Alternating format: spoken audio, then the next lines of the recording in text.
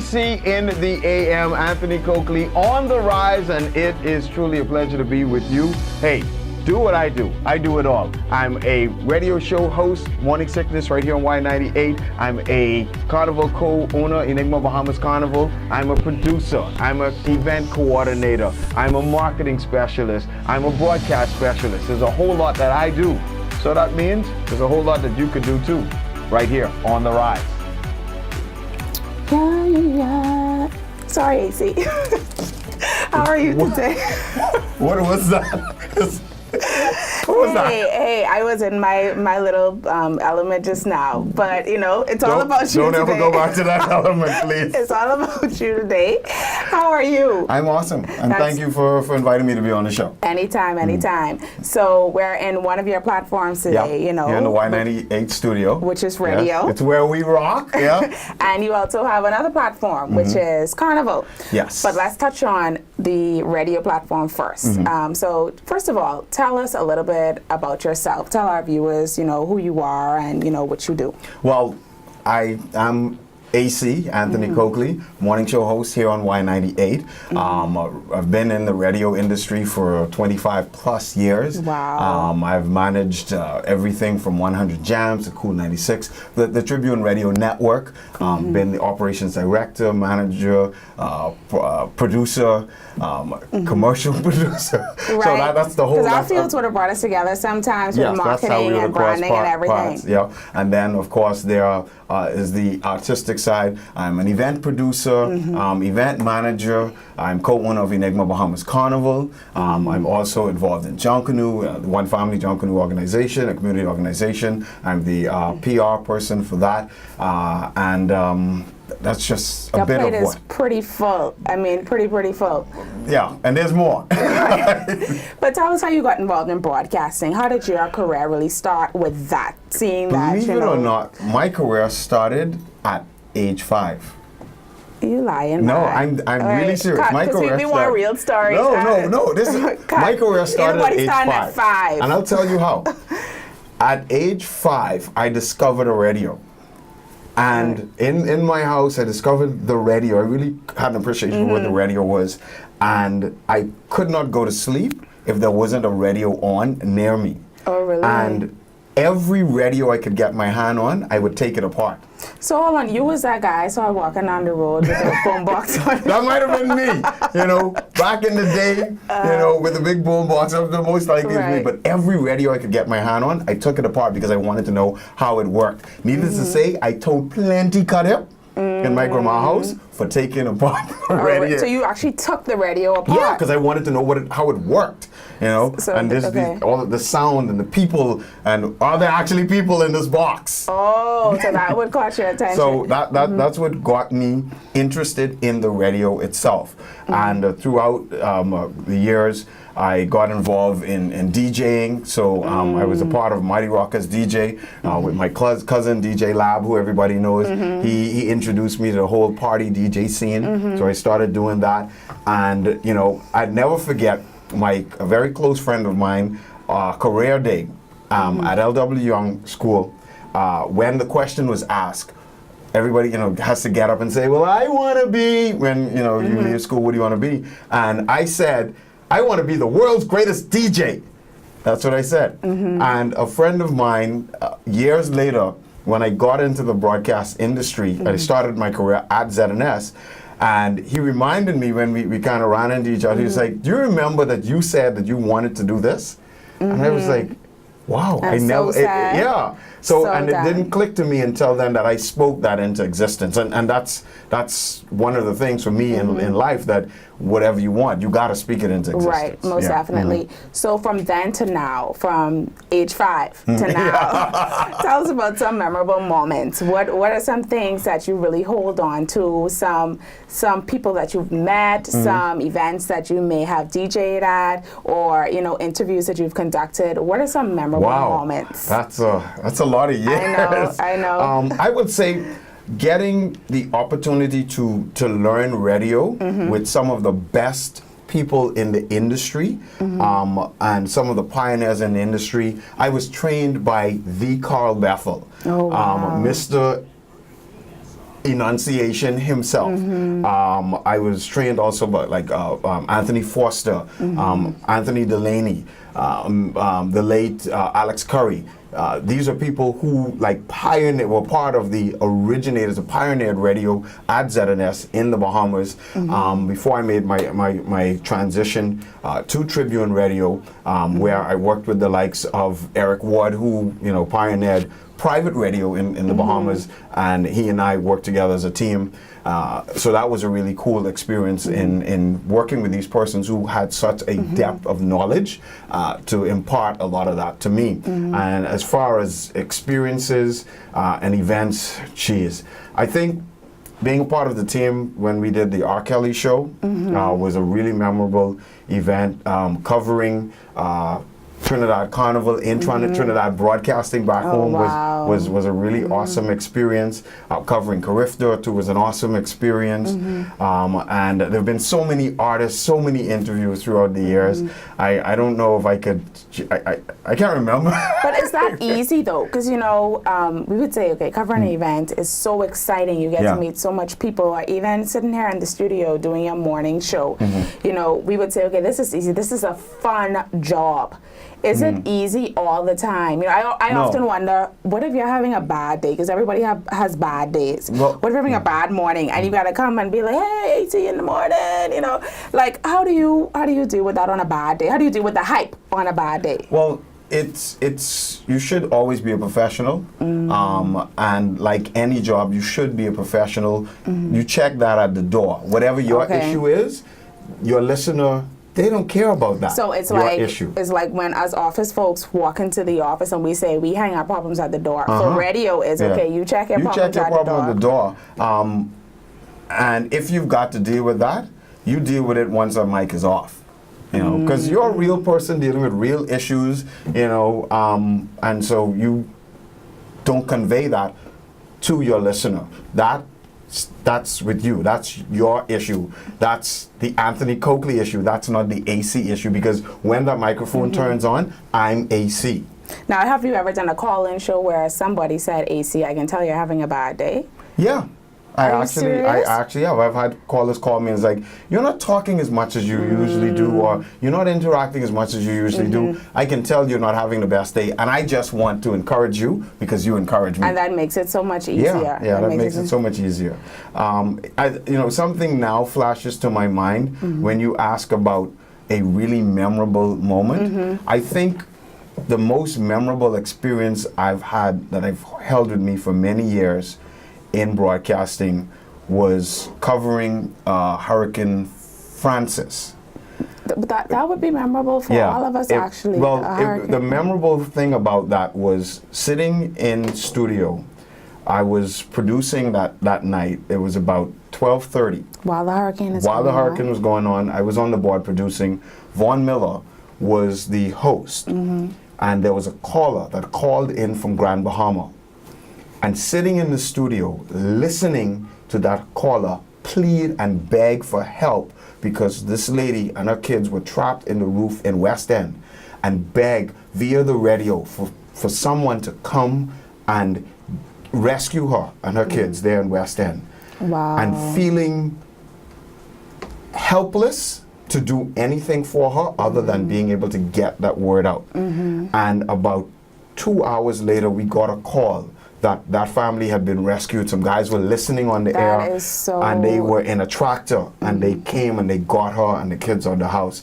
And that feeling like I was a part of helping to save that woman's life was, that right there is what it's really about, because radio is a tool of communication, of community communication.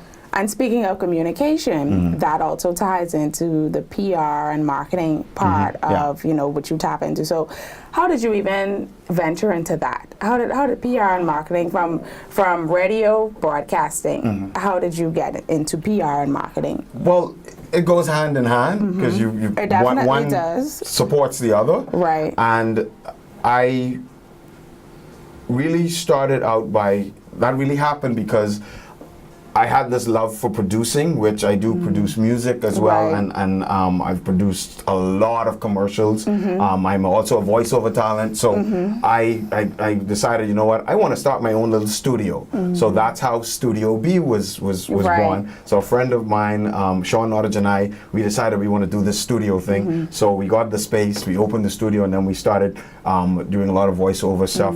And a couple of advertising agents, when we would be sitting going through the recording sessions, and I would be giving advice on how to do this, on how to do that, or I'd take the script and I'm like, no, this doesn't make any sense. Let's rewrite it to this. Then it turned out like a day or two later, those persons would call me back and be like, hey, I need a script for this. Can you write me a script? Or here, I have this product. You really have a keen vision on how to connect. How It's to just connect the so product. automatic. So can you give me like an idea for a campaign on how we can introduce this product? And that just started to snowball from there, where more and more clients would ask those questions or come with, hey, this is a campaign we want to do, whether it was from the Studio B side of things or within Radio House, because at that point I was at Radio House. Because a part of my responsibility was operations and promotions. Right. So creating concepts for what we did on the air, how we do giveaways, contesting, or coming up with campaigns for clients who would come in and say, well, look, I've got this. I don't know what to do with it, but I really, really want to get. So sitting down with the team and we coming together, brainstorming that. So all of that helped to fertilize what then became the whole advertising, marketing, Right. PR side of things. Now, I don't know if you're willing, but are you able to tell us, one or two of your clients that you've worked with, just to give people an idea? I have worked with. At one point, I was like the fast food guy. Right, and see, I don't think people know. So drop those names. So Domino's Pizza, KFC, Marco's Pizza, Wendy's. Who else? Dunkin' Donuts, Abaco Market, Solomon's, Cost Right. Esso, Texaco, when Texaco was still with us, with just a few of the clients that I've worked with. Cable Bahamas, Rev TV, of course, BTC And so for many people years. wouldn't know that. They just hear the ad, but they don't know that you are connected to these ads, that you are that soil, that foundation. Yeah, So, jeez. Thank you for sharing that with us. I'm just feeling like, wow, there's a whole lot more. And it's so much, right? Yeah. And thank you for sharing that with us. Now, what advice would you give budding broadcasters in the field? If there's another young guy or another young lady who's fascinated with radio, who is fascinated with broadcasting, they just know that they want to be involved in media, what is some of the advice that you would give them?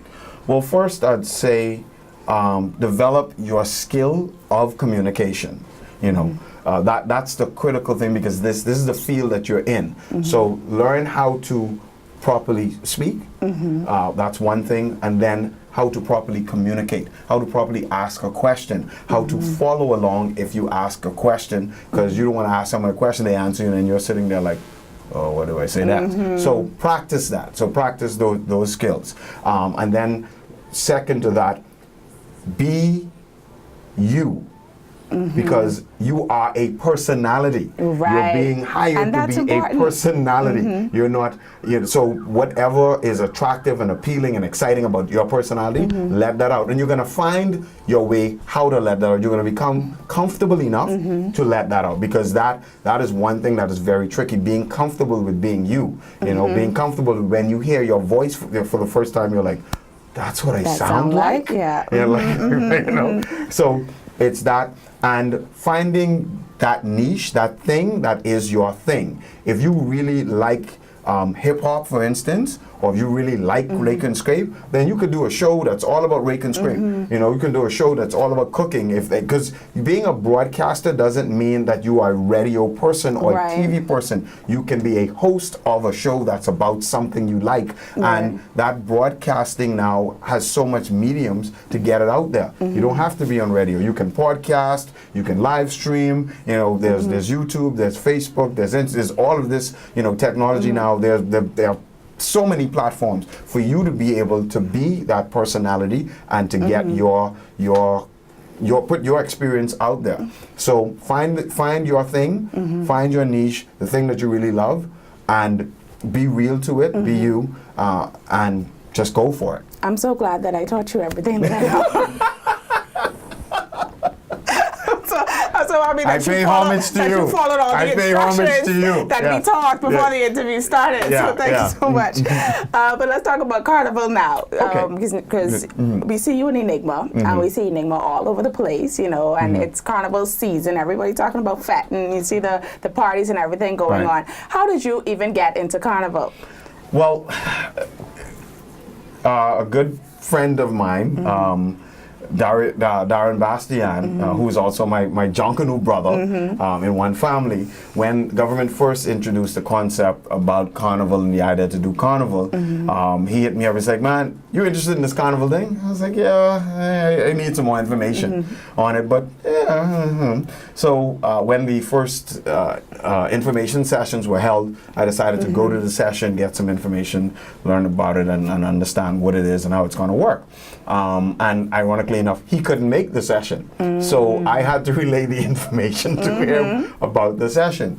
So, you know, after that, about a week or two later, he hit me back. He's like, man, I think I want to do this Carnival thing. What you saying? I was like, yeah, okay, let's give it a shot and see. You know, because it allowed me to marry a lot of what I was already doing. Of course, the costume creation, the party experience. You know, it was like everything.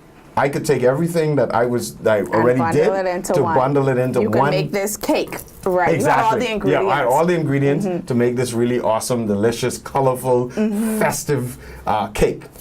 And so I was like, okay, yeah, let's do this thing. So we then put a team together of a designer, which is Taran Bapi Davis. Arlene Nash Ferguson was originally a part of our team for Enigma, and a few other individuals. Her husband, Silbert Ferguson, also was a part of our original, but it wasn't called Enigma then. We were trying to find a name. We had so many names that we were. And so we had these meetings about how we're going to do this Carnival thing, and it was much like how a Jonkanu group actually started. You know, how we're going to do it, what we're going to look like, you know, what the costumes would be, and who's going to do whatever, you know. And then midway through, Darren and I were the only two persons that still were like, you know, we really still want to do this. So the other individuals said like, I don't think that I want to do this because of time constraints and other projects that I've been called on to do. I don't think I'm going to be able to give this my full commitment. So Darren and I said, okay, well, we still want to do it. We still hadn't come up with a name. At the end of a meeting, just before the day when you had to submit your name and what your company was going to be called, because the government required everybody to register a company, have a name, you register your company, get your VAT and all that in order. Right at the end of a meeting, we were walking out, and Darren and I were like, well, we still know what we're going to call this thing. And he left, I'm driving, he calls me up and he's like, you know about this, I really love to listen to this really eclectic Celtic group called Enigma. You know about that? I was like, yeah, I know. I'm a radio guy. Of course I know. He's like, that's the name I want to use. Wow. And I was like, you know what? That's the name. And he's like, why? And I said, because we all are an Enigma. We're all colorful, we're all different, and we all have our own flavor. We're also all a puzzle in some way. And we want, and this thing that we're creating, we want everybody to feel like no matter how different you are, no matter how unique you are, no matter what your flavor is, you can be a part of this experience. And so we dubbed it Enigma. That's how it all started. And the idea was really to create an entertainment company that does Carnival. And that's how all of the events evolved, because that's where you get AC events from. And that's where you get the events from. That's Enigma. where events came into play for Enigma, of course, and that's a major part of how we raise funds to get to the road, because it is very costly. So that's a main part of it, that we raise the funds to get to the road. But we were like, you know what? That's what we will be, an events company that does Carnival. Okay. And yeah. Now, what do a lot of people don't know about Carnival? You know, we see the pretty costumes, we hear the music. It's definitely an event to go to. But what don't people see? Is it like John Canoe where you're like, you know what, y'all don't see the long hours in the shack.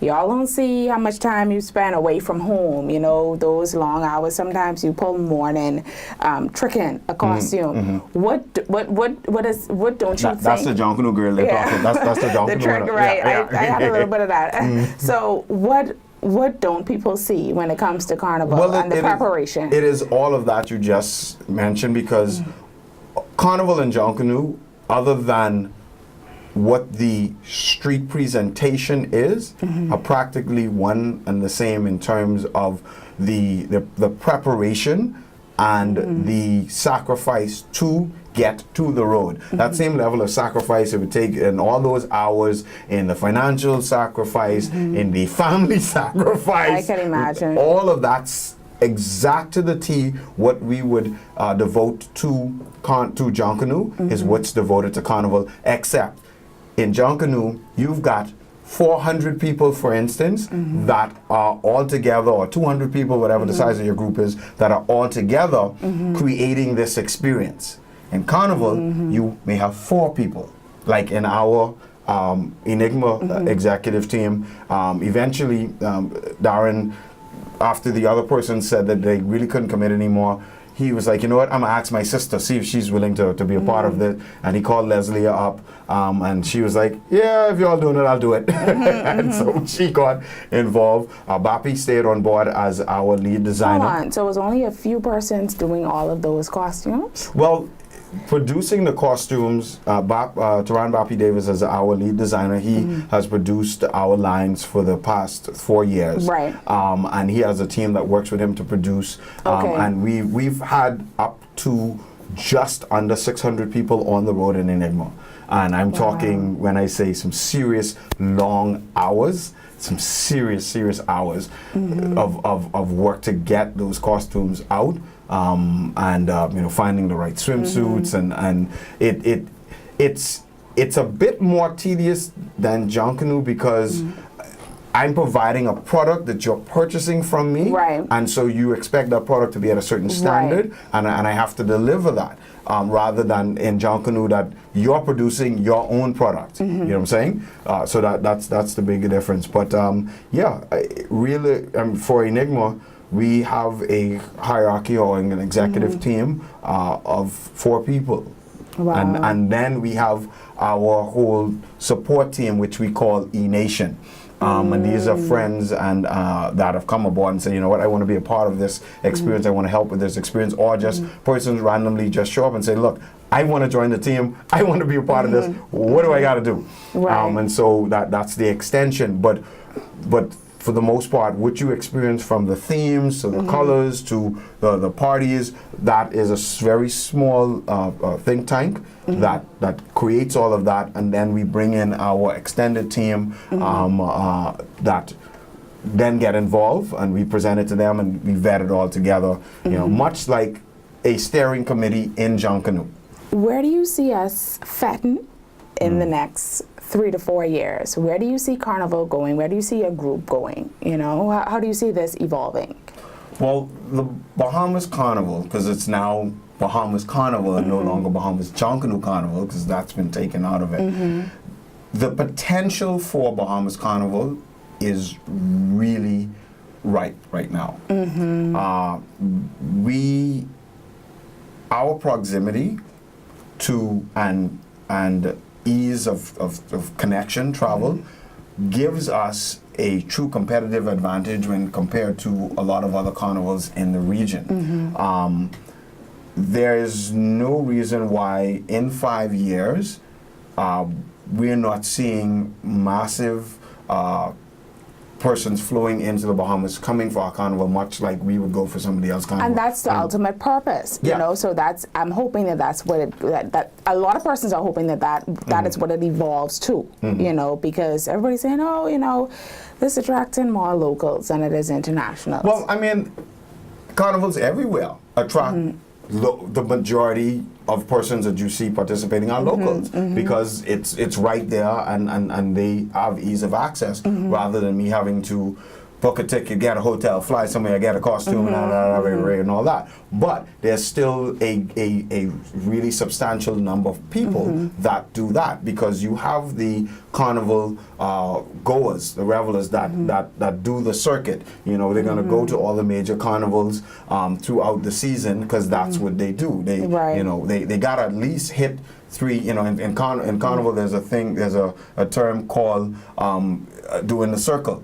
So if you hit Trinidad, you hit Jamaica, you hit one other location, or you hit Barbados, you hit Miami, you hit New York, or you do London, you do Canada. You know, so you got to at least do 3 within the season. You know, if not, you're a real veteran. You know, you're joking. But you're a real bacchanalist. Okay, let's just say bacchanalist. But let's just say I'm involved in Junkanoo and I'm involved in Carnival. That is a lot because you have Boxing Day, you have New Year's, then before Boxing Day you got Joe Billy, you got Boxing Day, then you got New Year's, then you have... you got Summer Festival.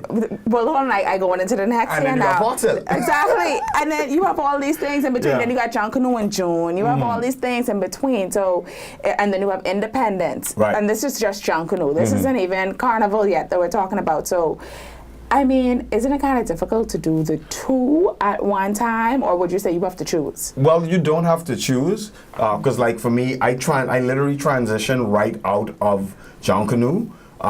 Boxing, New Year's Day ends, the next day I've maybe 1 or 2 days to catch my breath, and then I'm in Enigma mode. So I'm out of Junkanoo mode and I'm in Enigma mode. But I've been preparing for what's coming for Enigma from August. Okay. So there are a lot of things that are already in play, but just on hold to activate and kick off.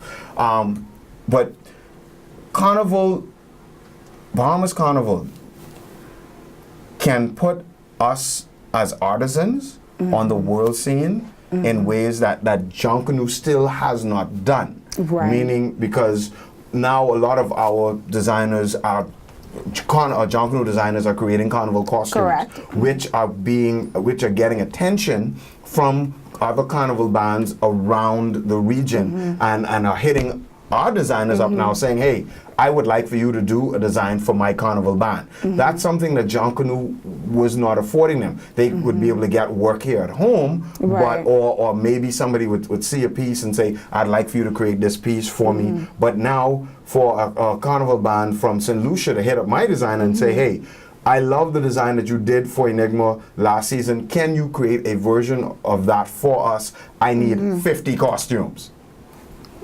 Okay? Wow, that would be amazing. And it has happened, okay? Enigma has exported costumes to London, to Texas, to other islands, Inagua, and I can't remember some of those, to at least 4 other countries for their carnivals. And then there are individuals who have come and said, hey, we would like a costume, or I would like a costume, an individual costume, for your designer to make us an individual costume for me, for my carnival, because I don't want to look like anybody else. And so that has generated a whole other revenue stream, and there's an industry that has huge potential coming out of Carnival, you know, and from the entertainment side, in Enigma, we've been a part of major events. The Steve Harvey Sound on the Soul weekend, you know, our Enigma Entice dancers, costume girls, they were part of the, you know, we've been approached to be a part of that. We've done costume designs for special events at Bahama, the World Poker Championships. Are you they approach us, they Wow. approach us about doing costumes for that. We've been, I've done, because of Enigma, done designs for, we've done designs for the past 4 Miss Bahamas or Miss Bahamas Universe or Miss World Bahamas contestants that have shown our creation, our Bahamian creation, Junkanoo Carnival style, on the world stage, and has gotten rave reviews. Wow. Okay. See, a lot of us don't know that. You know? So it is looking at the potential, the opportunity that exists from Carnival and tapping into it and taking advantage of it. Last Miami Carnival season, we took a contingent, Enigma contingent, over to Miami Carnival. We played mass with one of the biggest bands in Miami Carnival, which is Generation X. They have some 1,000+ persons on the road with them. Another local Carnival band did the same thing, took over persons that played and had costumes that were produced here, but taken there. So our creativity, our artistry was showcased on another major platform or stage. So just like that. Yeah, just like that. So there's a lot of potential, be it from the costume creation to the appearances at various functions and events. We get called all the time. Can you bring your costumes out to this event? Can your girls? Because Enigma, we've also, as again I said, we are an entertainment company that does Carnival. We created a hugely popular division of Enigma that's called Entice. Those are Enigma dancers.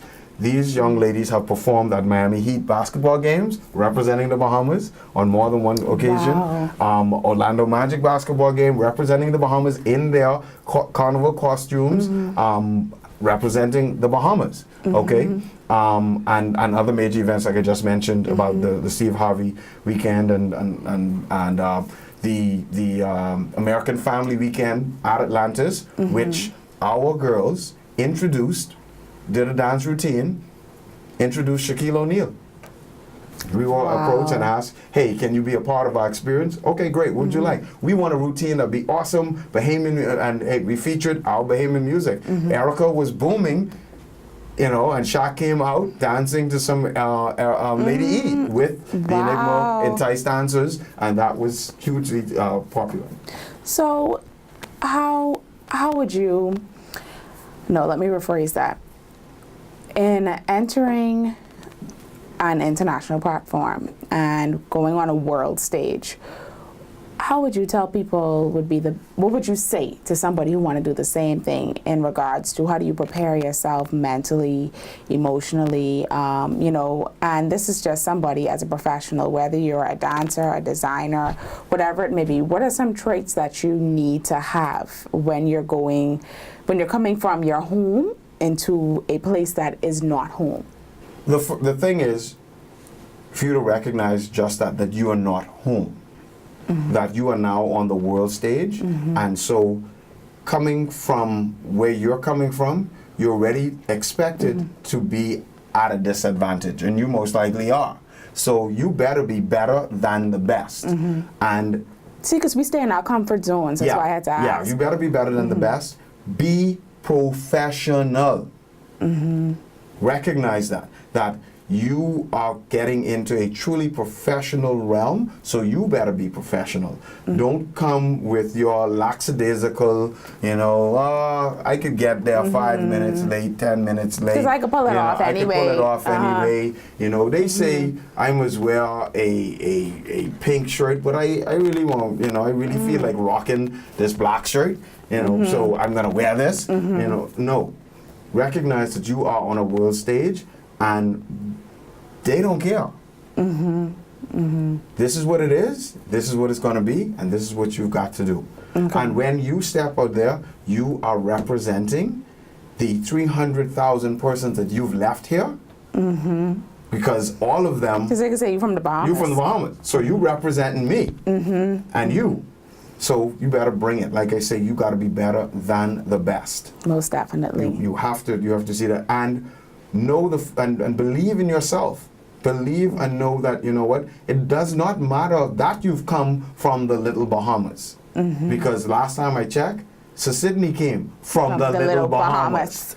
So AC, we've covered a lot today. Yeah. You've talked about your journey from start to finish from the age of 5. You discovered a radio. Sorry, Grammy. Sorry for the radio. You did radio, or you're doing radio. You ventured into your own marketing and PR studio, producing commercials for various companies, name brands that we all know, the fast food guy. And now you're into Carnival. So, and you still hold all of these things on one plate, because you juggle. You have, well, I should say, on various plates that you continue to juggle. Any regrets along the way? I would say my biggest regret was that I did not start sooner. 5 AC? No, when I say start sooner, what I mean is I didn't find my way earlier. I would have liked to find my way a lot earlier, and therefore I would have been more focused on what my purpose and my calling was, because the thing about it is having one talent makes it a whole lot easier than having multiple talents, because you're kind of all over the place. Right, you know? right. Until you really realize that you're supposed to take all of this and make that cake you talked about earlier. Because all the ingredients to a recipe. Yeah. So that's an epiphany. You know, that I think we all can learn from. You know, just finding how we can make it work together. Right. Make it cohesive. Now, is there a quote or a scripture verse that you live by? What keeps you going? What do you recite in your head daily or weekly, or when it gets hard, when it gets tough, during those challenging moments, or on a good day? What is a quote or scripture verse that you keep near and dear? Well, there are many, but my grandmother, who I mentioned, she, with all of the difficulties I had as a child, and my childhood was very difficult, she would always remind me that I could choose to do one of three things. I could either give up, I could give in, or I can give this all you got. And that's what she'd say. Boy, you can give up, you can give in my grandmother's voice, or give it all you got. And when things get really, really challenging, I remember that. And I just resort back to my most recent victory. You know, I think about, okay, I just overcame this, so I just did that, and I did that. So that means I can overcome whatever the next challenge is. Beautiful. Yeah. And taking all of that in consideration, I just have one more question to ask you. Would you say that in 2018, you are on the rise? Most definitely. In 2018, I'm on the rise.